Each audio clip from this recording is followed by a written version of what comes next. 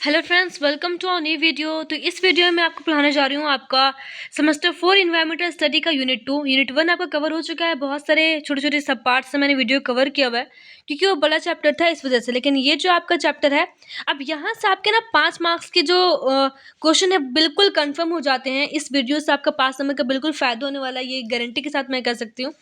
ठीक है, तो ये चैप्टर आपका बहुत इंपॉर्टेंट होने वाला है। मैं कोशिश करूंगी कि पूरा चैप्टर आपका एक वीडियो में कवर कर दूं। ठीक है, फिर आपका जो सो 2-3 यूनिट और बचेगा जो मैं कंप्लीट कर दूंगी। फिर भी कोई दिक्कत है तो मुझे कमेंट में पूछ सकते हैं। इससे पहले वाला अगर आपको वीडियो देखना है तो आप इन्वायरमेंटल स्टडी यूनिट 1 बाय रूमियास करके सर्च करके देख सकते हो। Environment degradation and its impact on Jharkhand. ठीक है, यहाँ पर जो आपका है पर्यावरण से संबंधित कुछ भी चीज़ों को पढ़ना है जो आपका ज़रूरी है झारखंड का। ठीक है, तो सबसे पहले आपका जो है सो इसमें 4 यूनिट था, 4 टॉपिक था। सबसे पहला टॉपिक है आपका deforestation and loss of biodiversity. Deforestation, देखो फॉरेस्टेशन का मतलब होता है वन लगाना, वन वृक्षारोपण। तो डिफॉरेस्टेशन मतलब कि वनों की कटाई। तो वनों की कटाई क्या है, और जो है सो आपका बायोडाइवर्सिटी मतलब कि जो आपका बायोडाइवर्सिटी है उसका कैसे लॉस हो रहा है, इसको पढ़ना है। बहुत सारे ने मुझे कमेंट करके पूछा था कि सब्जेक्टिव होगा कि ऑब्जेक्टिव। तो मैं बता दूं कि आपका 5 ऑब्जेक्टिव होने वाला है। 2 आपका जो है सो 5-5 मार्क्स का क्वेश्चन होगा, और आपका जो 4 क्वेश्चन होगा वो 15-15 नंबर का होगा, या फिर 3 क्वेश्चन 15-15 नंबर का होगा। इस तरीके से आपका होने वाला पैटर्न, और क्वेश्चन हिंदी और इंग्लिश दोनों में रहेंगे। ठीक है, तो जिसको भी हिंदी में नोट चाहिए प्लीज़, मैं उतना तो नहीं कर सकती कि हिंदी इंग्लिश दोनों में दे दूँ, लेकिन आप इसका ट्रांसलेट करके हिंदी के नोट्स बना सकती है। बहुत ही अच्छा नोट्स है। 4-5 बुक से मैं अच्छे से नोट्स बना रही हूँ ताकि आपको अच्छा नंबर मिले। Jharkhand is the 10th largest state in India in terms of forest coverage with 29.61% of its geographical area covered by forest. तो झारखंड पूरे इंडिया में ना 10th पोजीशन पे आता है फॉरेस्ट को कवर करने में, है ना। मतलब क्या कि जितना भी इंडिया का फॉरेस्ट है, टोटल फॉरेस्ट का 29% जोग्राफिकल एरिया जो है आपका झारखंड देता है। और अगर आपको और भी अच्छे से बड़ा करना है आपको नोट्स थ्योरी, तो आप बोल सकते हो कि जो फर्स्ट नंबर पे आता है वो आपका मध्य प्रदेश आता है। एमपी जो आपका है वो आपका फर्स्ट में आता है, फर्स्ट पोजीशन पे फॉरेस्ट कवरेज में। और जो आपका एक और है क्या था वो, मणिपुर था शायद, मणिपुर नहीं, सॉरी मणिपुर नहीं, मिजोरम शायद जो है आपका, वो आपका मिजोरम जितना भी एरिया है ना, वो आपका जितना भी उसका जोग्राफिकल एरिया है उसमें वो 86% पूरा 86% में फॉरेस्ट ही है। मतलब कि 14% में बाकी आपका रिवर लैंड वगैरह घर वगैरह है, बाकी 86% उसके एरिया का पूरा फॉरेस्ट है। तो अगर जोग्राफिकल एरिया के अकॉर्डिंग देखें तो मिजोरम आपका फर्स्ट पे आता है, लेकिन अगर टोटल देखें तो एमपी का, क्योंकि बहुत बड़ा है ना एमपी, तो एमपी का ये आपका 60% अप्रॉक्स ये आपका फॉरेस्ट को देता है। तो इस तरीके से है डेटा आपका। However, Jamtara district has the lowest percentage of forest cover in the state. Jharkhand में जो आपका जामताड़ा सबसे कम है। Jharkhand has experienced deforestation due to number of factors. और झारखंड में जो भी डिफॉरेस्टेशन हो रहा है वो आपको बहुत सारी चीज़ों की वजह से हो रहा है। जैसे कि आप मान के चल सकते हो कि industrialisation, urbanisation, mining and conversion of forest land of other uses, deforestation. तो यहाँ पे मतलब क्या कि फैक्ट्री वगैरह लगाना, शहरीकरण करना, माइनिंग, खनन वगैरह, तो ये सब की वजह से जो है सो डिफॉरेस्टेशन हो रहा है। और जो भी फॉरेस्ट का जो ज़मीन है उसको हम लोग कन्वर्ट कर दे रहे हैं। तो इन सब चीज़ों से आपका डिफॉरेस्टेशन हो रहा है बहुत ज़्यादा तरीके से, और ये बहुत नुकसानदायक भी है। Deforestation in Jharkhand is caused by number of human and natural factors including. तो नेचुरल फैक्टर से भी होता है डिफॉरेस्टेशन, और ह्यूमन फैक्टर से भी। तो ह्यूमन फैक्टर से कैसे होता है, नेचुरल फैक्टर से कैसे होता है, तो वो मैं आपको बताने जा रही हूँ। तो अगर आपको पूछ दे कि कॉज ऑफ डिफॉरेस्टेशन, तो आप यहाँ से पॉइंट बना के लिखना शुरू करोगे।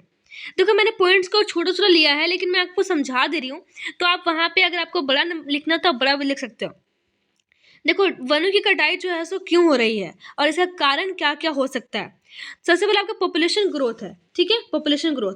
तो जिस तरीके से आप जान रहे हैं क्या कि 140 करोड़ की आबादी बढ़ रही है, तेजी से जो जनसंख्या बढ़ रहा है, तो जनसंख्या बढ़ेगा तो रहने के लिए जगह भी तो चाहिए। और जब जगह चाहिए तो जो है सो जितना भी आपका गांव है या फिर जो शहर है वो छोटा है, जगह आपका कम पड़ जा रहा है, तो जंगलों को काटेगा, वहाँ पे आपका जो है सो रहने की जगह बनाएगा। तो उसको ही पॉपुलेशन ग्रोथ एक आपका मेजर रीजन बन जाता है। As the population grows more resources are needed. Resources कहने के मतलब चाहे तो आपको स्कूल चाहिए, चाहे तो आपको घर चाहिए, चाहे तो आपको लकड़ी चाहिए, उतना लकड़ी चाहिए आपको जो है सो घर बनाने के लिए और बाकी सारी चीज़ों के लिए, आग लगाने के लिए जो भी ईंधन के रूप में उपयोग करते हैं। तो जब ये सारी चीज़ें की ज़रूरत पड़ती है तो फिर आपको ट्रीज़ को, फॉरेस्ट को कट करना पड़ता है। Food infrastructure and more which can lead to deforestation. इसको आप अपने मन से और भी बड़ा कर सकते हो, ठीक है। फिर इंडस्ट्रियलाइजेशन, तो जिस तरह से फैक्ट्री वगैरह बढ़ रहा है, industrial expansion can lead to deforestation. इसमें भी आप लिख सकते हो बड़ा करके कि जिस तरह से पॉपुलेशन बढ़ रहा है, तरह तरह की फैक्ट्रियों का निर्माण हो रहा है ना। कुटीर उद्योग, लघु कुटीर उद्योग का जो है सो निर्माण हो रहा है, क्योंकि ज़रूरतें उतना है और जो है सो शहर गांव को डेवलप करने के लिए जिस तरीके से फैक्ट्री का निर्माण हो रहा है, तो वहाँ पे डिफोरेस्टेशन वहाँ पे आपका हो जाता है। अर्बनाइजेशन मतलब कि शहरीकरण, देखो जिस तरीके से मान लो कि छोटा शहर था, ठीक है, छोटा शहर था, अब जनसंख्या बढ़ गया है, तब शहर में मान लो क्या कि आपका जो है सो ये एरिया है, ये कोई भी आपका सिटी है, ये कोई भी आपका सिटी इधर से फॉरेस्ट से कवर है, तो आप सिटी मान लो क्या कि इस तरह से नहीं बोलते हैं, एक छोटा सा आपका यहाँ पे सिटी है और इतना में इधर है, इधर से ये जंगल से इधर कवर है, तो अगर इतना में है लोगों की जनसंख्या बढ़ रही है, तो क्या करेगा, इस सिटी को, अपने शहर को बढ़ा देगा, इधर फॉरेस्ट को काट करके इतना ये बड़ा कर लेगा, इधर भी सिटी बन जाएगा, तो इस तरह से ये शहर बड़ा हो जाएगा और जंगल आपका कम हो जाएगा। तो ये भी आपका एक डिफॉरेस्ट का बहुत बड़ा रीजन बनता है। Urbanisation require land for construction and resource extraction, है ना, कंस्ट्रक्शन के लिए ज़मीन चाहिए, फिर रिसोर्सेज संसाधन के लिए ज़मीन चाहिए, तो ये भी आपको जो है सो डिफोरेस्टेशन का एक बहुत बड़ा कारण बनता है। माइनिंग, माइनिंग का मतलब खनन करना। Mining can clear forest to access roads and dig excavation pits for mineral extraction. Minerals को निकालना है ना, खनिज को निकालना है, तो खनिज को निकालने के लिए तो ज़मीन को खोदना ही ना पड़ेगा। जब ज़मीन को खोदना पड़ेगा तो सब जगह में, अगर कहीं पर आपका नदी, कहीं पर आपका पहाड़ है, कहीं पर आपका शहर है, तो आपको जंगल को ही खोदेगा, तो जंगल को खोदेगा तो पेड़ पौधों को तो काटना ही पड़ेगा। तो माइनिंग के लिए भी जो है सो, रोड बनाने के लिए, माइनिंग करने के लिए आपका डिफोरेस्टेशन भी अकर होता है। तो ये आपका था, ये सब आपका था ह्यूमन फैक्टर। लेकिन नेचुरल फैक्टर क्या हो सकता है? Forest fires which are common in the summer are a natural cause of deforestation. आप जानते हैं क्या कि अभी भी वहाँ कहीं ना कहीं पे तो जमीन में आग लगा हुआ है, जिसकी वजह से वो आग धीरे धीरे जब बढ़ता है, और समर के सीजन में जब ये आग बहुत ज़्यादा बढ़ जाता है, क्योंकि हम लोग जानते हैं क्या कि जो अर्थ के जो 4 लेयर्स है, 4 लेयर्स के नीचे आपका ज्वालामुखी है, लावा है, वो जब बहुत ज़्यादा फट जाता है, गर्मी के सीजन में अगर बढ़ जाता है, तो फिर वो आपका आग का कारण बनता है और जंगल वगैरह जल जाता है, जिससे कि जंगल खत्म हो जाता है, तो वो भी आपका एक डिफोरेस्ट का कारण बनता है। कन्वर्जन ऑफ फॉरेस्ट लैंड मतलब क्या है कि जमीन, जो जंगल की ज़मीनें हैं, अगर वो आपका कन्वर्ट हो जाती हैं एग्रीकल्चर में, या फिर और भी किसी मकसद से उस ज़मीन को हम लोग काट छीट के और जो सो दूसरी चीज़ में बदल देते हैं, तो भी वो आपका डिफॉरेस्टेशन का एक कारण बनता है। Forest land is converted for other uses such as agriculture, dam construction and road widening, मतलब कि रोड को चौड़ा करना है, हाईवे बनाना है, नेशनल हाईवे बनाना है। अभी देख रहे हो क्या कि हमारे देश में सबसे बड़ा नेशनल हाईवे बना हुआ है, तो ये सब चीज़ों के लिए तो डिफॉरेस्टेशन करना ही ना पड़ेगा। तो deforestation can lead to a number of negative consequences including soil erosion, floods, droughts and increased wasteland. Flood मतलब बाढ़ होता है। तो डिफॉरेस्टेशन बहुत तरीक़ों से हो रहा है, इतना ही नहीं बल्कि अगर आप सोचें तो बहुत और भी कारण बन सकता है।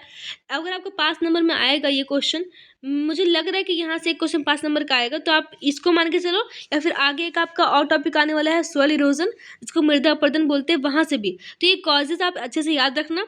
मेन बात है ना, आपको पॉइंट याद रखना है और पॉइंट में आपको खुद से डील करके लिखना है, ठीक है।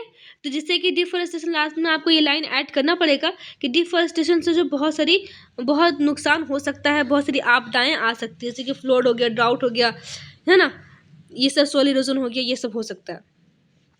अब देखो डिफॉरेस्टेशन हुआ तो बायोडाइवर्सिटी तो लॉस होगा ही, है ना, क्योंकि हमारा जो डाइवर्सिटी है, जो झारखंड का बायोडाइवर्सिटी है, वो आपका फॉरेस्ट से ही है। Jharkhand biodiversity is threatened by many factors including, इसमें भी वही सेम चीज़ें हैं। Forest can cleared for agricultures, mining and other development activities, है ना। फॉरेस्ट को हम लोग बहुत चीज़ों के लिए काट दे रहे हैं कि हम लोग विकास करेंगे, ये करेंगे, लेकिन हम लोग ये नहीं समझ पा रहे कि फॉरेस्ट अगर नहीं रहेगा तो कार्बन सिंक एक बहुत बड़ा मेजर रीज़न बन जाएगा। क्योंकि देखो, हम लोग जो कार्बन डाइऑक्साइड छोड़ते हैं वो पेड़ पौधे ही ग्रहण करते हैं, लेकिन अगर पेड़ पौधे ही नहीं रहेंगे तो कार्बन कौन ग्रहण करेगा? इस तरह से कि जब कार्बन सिंक नहीं रहेगा तो हमारा जो क्लाइमेट है वो आपका गर्म हो जाएगा, है ना। जलवायु आपका गर्म हो जाएगा। जब गर्म हो जाएगा तो जितने भी ग्लेशियर्स है, आइस के ग्लेशियर्स सब पिघल जाएंगे, एक बाढ़ का कारण बन जाएगा। तो पूरी तरीके से जो फॉरेस्ट का कटिंग है, ये बहुत बड़ा ही आपका चिंता का विषय है जो कि रोकना चाहिए, जिससे कि आपका बायोडायवर्सिटी का तो लॉस हो रहा ही है, आपके जो है सो वायुमंडल में पर्यावरण भी आपका अशुद्ध हो रहा है, शुद्ध हवाएं नहीं मिलेंगी, तो ये सारी चीज़ें मेन रीज़न बनती है। कंस्ट्रक्शन भी आपका बायोडायवर्सिटी को लॉस कर रहा है। Construction of roads, dams and railways tracks can contribute to biodiversity loss. Grazing मतलब कि अति पशुचारण जो होता है, unrestricted grazing by cattle can contribute to biodiversity loss. तो ये सारे पॉइंट्स को आप खुद से भी डील करके लिख सकते हो। अब उसको आपको आता है, वो आता है सोइल इरोजन, जिसको बोलते हैं मृदा अपरदन। तो देखो, मैंने बहुत ही अच्छे से इसका नोट्स बनाया हुआ है, इसको आप 2 कॉपी जरूर से नोट करें। मैं टेलीग्राम में लिंक भेज दूंगी, ठीक है। यूनिवर्सिटी टॉक करके एक आपका चैनल है टेलीग्राम पे, आप कम्युनिटी पोस्ट में भी जाके देख सकते हैं मेरे चैनल पे, वहाँ पे टेलीग्राम का लिंक दिया हुआ है, वहाँ से आप ज्वाइन कर ले, फिर मैं इसमें का पीडीएफ भेज दूंगी। Erosion is a geological process in which earthen materials that is soil. Erosion आपका एक जियोलॉजिकल प्रोसेस है जिनमें जो है अर्थ का जो मटेरियल है, जैसे कि सोइल हो गया, रॉक्स हो गया, सेडिमेंट्स हो गया, ये worn away and transported over time by natural forces, है ना। तो जो भी आपका अर्थ मटेरियल है, जैसे आपका सॉइल हो गया, रॉक हो गया, सेडिमेंट हो गया, ये सब जो है सो दूर चला जाता है या फिर उड़ जाता है, या फिर किसी भी तरह बोल सकते हो कि आप बह जाता है, और किसके थ्रू? नेचुरल फोर्सेस के थ्रू। नेचुरल फोर्स मतलब कि प्राकृतिक बल। तो प्राकृतिक बल कौन सा होगा? आपका वाटर हो गया, विंड हो गया, तो ये सब आपका नेचुरल फोर्सेस है जिससे आपका इरोजन होता है। Sometimes this is sped up by poor management और other human impacts on land. तो कभी कभी ये नेचुरल रिसोर्सेज से होता है, नेचुरल फोर्सेज से होता है, कभी कभी ह्यूमन रिसोर्सेज से भी होता है। तो soil erosion refers to the erosion of the top layer of the dirt। अब सोइल इरोजन क्या है? यहाँ पे तक हम इरोजन देखे, लेकिन सोइल इरोजन क्या है? तो सोइल इरोजन का मतलब मृदा अपरदन, मतलब कि मृदा का हट जाना, मृदा का कट जाना। तो ये इसका मतलब है कि erosion of the top layer मतलब कि मान लो कि मिट्टी है, उसको सबसे ऊपरी सतह होगा, जहाँ पे आप समझते होंगे, देखते होंगे अपने डेली लाइफ में, आपने देखा होगा, महसूस किया होगा कि जो भी मिट्टी है ना, तो उसके ऊपर का जो सतह होता है वो आपका एकदम मुलायम मिट्टी होता है, सॉफ्ट टाइप का जो पार्टिकल्स होता है, आपने देखा होगा सॉफ्ट पार्टिकल होता है, एकदम मुलायम होता है, उसके अंदर फिर आपका कंकर वगैरह मिला होता है। तो जो सॉफ्ट पार्टिकल है ना, सॉफ्ट पार्ट है सॉइल का, वही आपका ज़्यादा ही फर्टिलाइजिंग होता है, मतलब कि ज़्यादा उपजाऊ होता है। अगर वो आपका हवा से या फिर पानी जब बहता है, उससे अगर आपका बहकर चला जाए, तो आपका नीचे में बचेगा बस कंकड़, है ना, और पत्थर बचेगा, जो कि आपके खेती के लिए, एग्रीकल्चर के लिए उपजाऊ नहीं होता है, और ये बहुत बड़ा आपका कारण बन जाता है, बहुत ही नुकसान वाला कारण बन जाता है। तो सोइल इरोजन का मतलब क्या है कि डर्ट, ये आपका टॉप सॉइल का जो है इरोजन होता है, जैसे कि top soil the fertile material vital to life, जो कि आपके लिए जो कि जीवन के